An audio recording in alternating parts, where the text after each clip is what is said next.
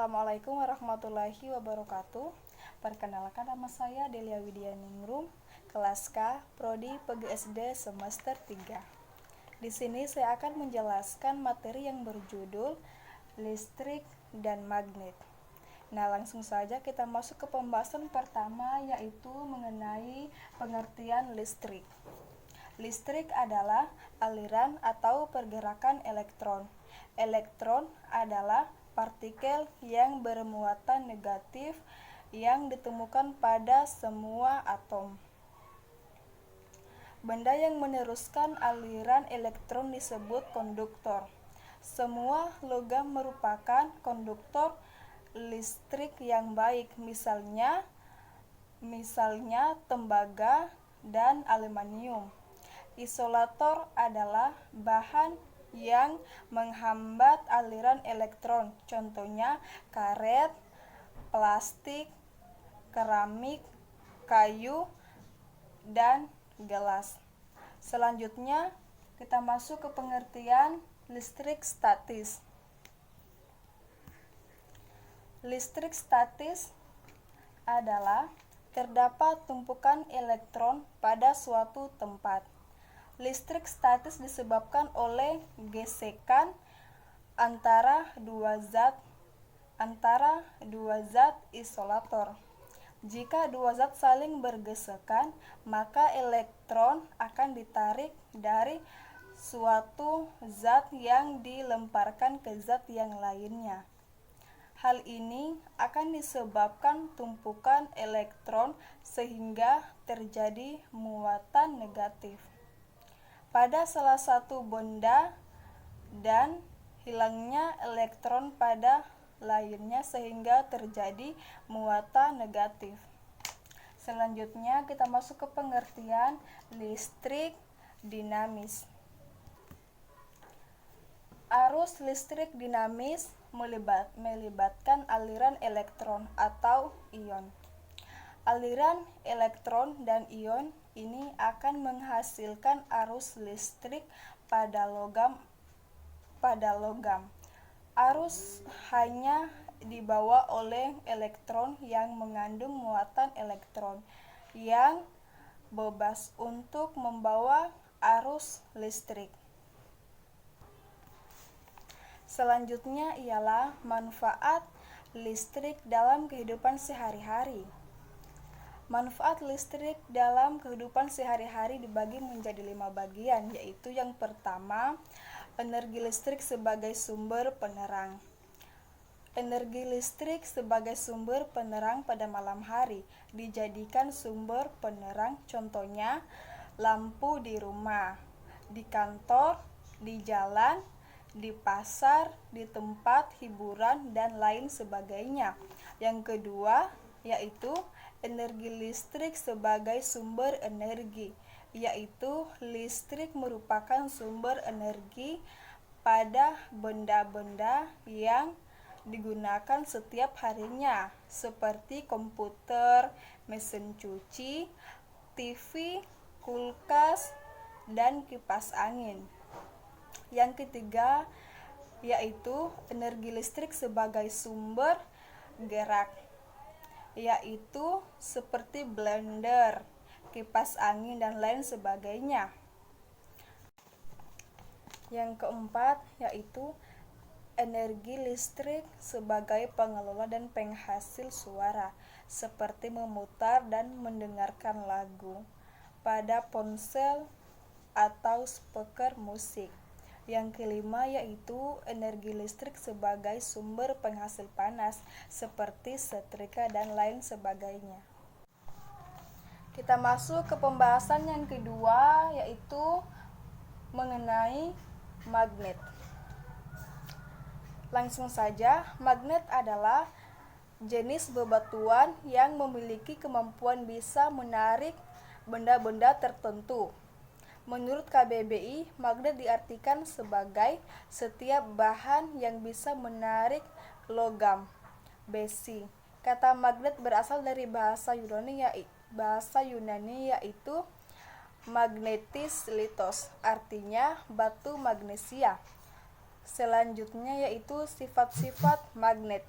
Yang pertama, magnet bisa menarik benda tertentu. Seperti kita tahu, magnet menempel di logam besi. Namun jika coba mengarahkan pada benda berbahan lain, belum tentu benda bisa menempel.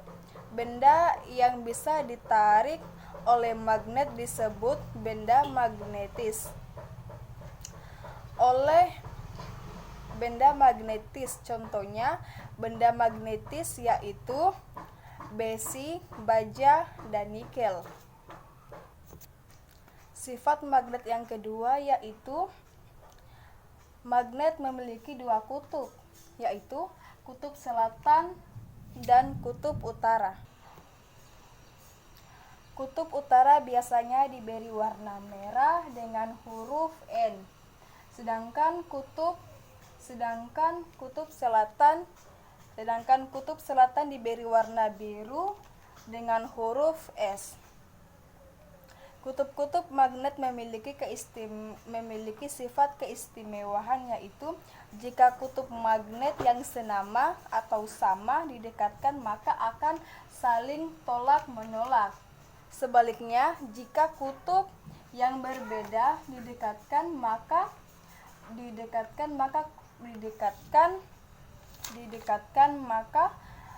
maka akan saling tarik-menarik. Selanjutnya, sifat magnet yang ketiga yaitu gaya magnet dapat menembus penghalang.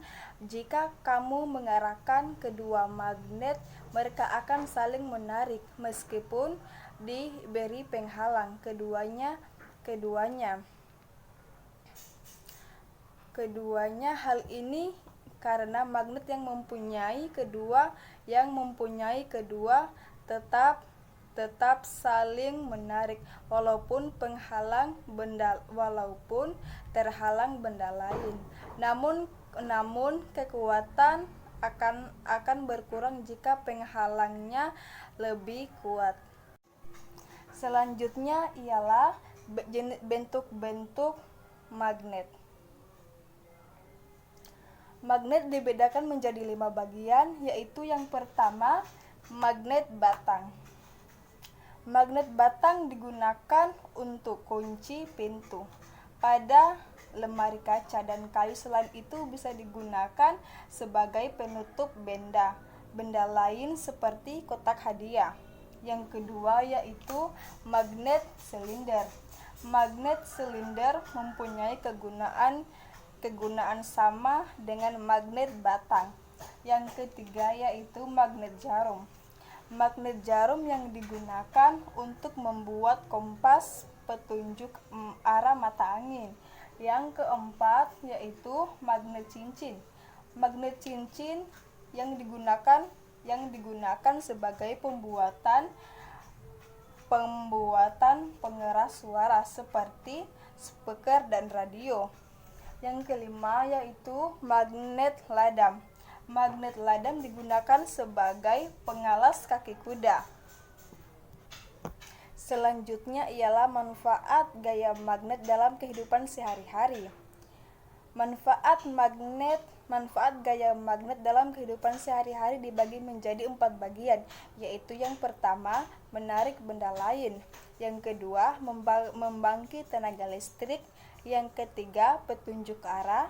Yang keempat, sebagai mengubah geram menjadi suara.